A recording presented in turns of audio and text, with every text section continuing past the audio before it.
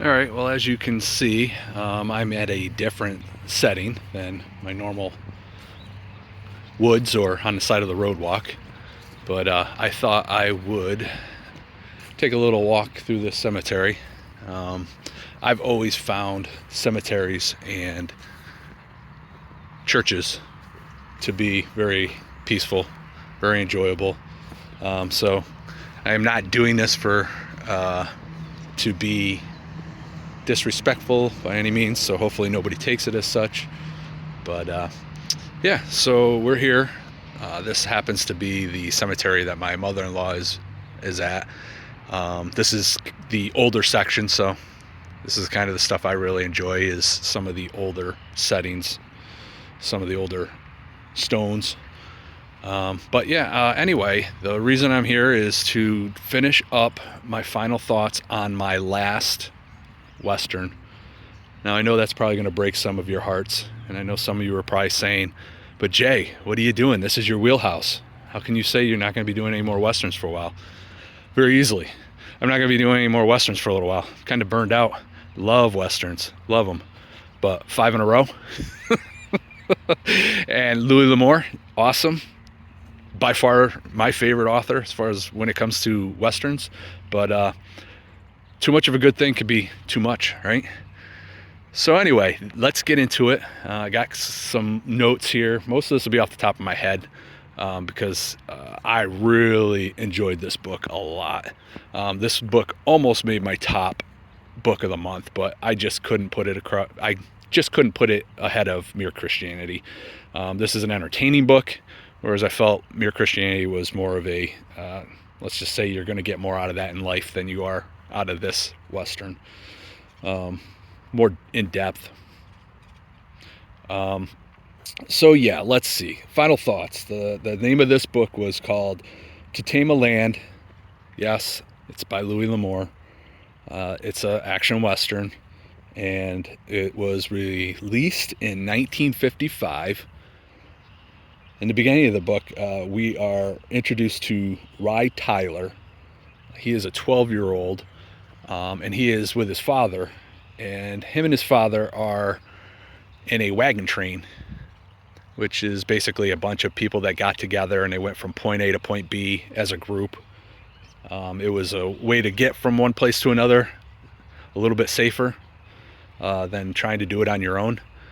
But what happened in this one is we do learn, I'll give you a little bit of a spoiler, but it's all early in the book, so I'm not going to really ruin too much, but we learn that Rye's father kind of likes this girl that's in the wagon train with them. And while they're broke down trying to fix their wagon wheel, the guy who's in charge of this thing, who happens to also like the girl that Rye's father likes, tells them they can't wait. You need to fix this. We're going to keep moving. We'll wait for you at the next watering hole. So, you know, kind of shady. It's not nice. They're going to leave this guy with his son behind. And when everybody pulls out, they all kind of do the whole shame thing where they won't look at Rye and his father as they're, you know, driving by in their wagon. But the plan is that they're going to fix their wagon and they're going to meet up with them. Well, what ends up happening is he fixes a wagon and they end up making really good time to the point where the man who was in charge of this thing said that he would meet them there, that he would wait for them. And sure enough, there's nobody there. So long story short, at that point, they're behind, they're alone, and sure enough, some bad things happen. And I guess I will spoil this as well. The father ends up being murdered by Indians. Rye actually is able to escape. And what happens from that point is he manages to catch up with the wagon train later on. He ends up actually calling out the guy who said that he was going to wait when he didn't. And this guy is about ready to beat the kid up because he's calling him a liar, and you know he's being made to look good. He's being made to look bad in front of everybody. So basically, he gets called out. There's another gentleman who doesn't believe his story. He actually believes the kid. So they basically tell this guy he's no longer in charge, and this guy ends up taking Rye under his wing and kind of just raises the kid. Again, I don't know if I said this. I'm getting a little confused as to what I've already said, but Rye is 12 years old when this all happens. So this guy takes him under his wings, starts to raise him as his own kid. And the story basically is of this kid who clearly he's going to become good with a gun, right? I mean, that's usually the gist of all these stories. But it's basically a coming of age. Is a story about a kid that we watch grow up over a period of like 8 to 9 years, and without giving anything else away, really, there is a love interest, as always. I thought, again, it was played out well. I enjoyed that aspect of it. Ultimately, this is my favorite book out of the 5. I really did like the fact that we got to see this kid grow up, and I don't know, it's just a different take on a Western. I mean, there's a lot of similar things in this that are in all these books, but usually by this time, the people that we're reading about are already grown up, so we just get to watch the character of this kid and, you know, what makes him who he is. I'm sure that those birds are not coming across really bad in this, but we're going to keep going. I'll turn away from them. Oh, so yeah, anyway, I don't know how much of this I'm going to be able to flow. I think I'm going to probably have to piece this together. Ultimately, this was my favorite Western that I read. I'm glad it was the last one that I read that happened to be the best. I gave it a 4.5 stars out of 5. And, I mean, if I recommended all the other books, then I'm clearly going to recommend this book. So as what I always like to do is I always like to try to find some type of fun facts. I didn't really find anything funny. Interesting was that this book actually wasn't made into a movie. I don't even know how that's possible. I was pretty confident that every book that he wrote ended up being made into a movie, but I guess they even have their limits. But what I did find out, which was really interesting, I went down a whole nother rabbit hole. So when I typed in the name, the title of To Tame A Land, let me just read.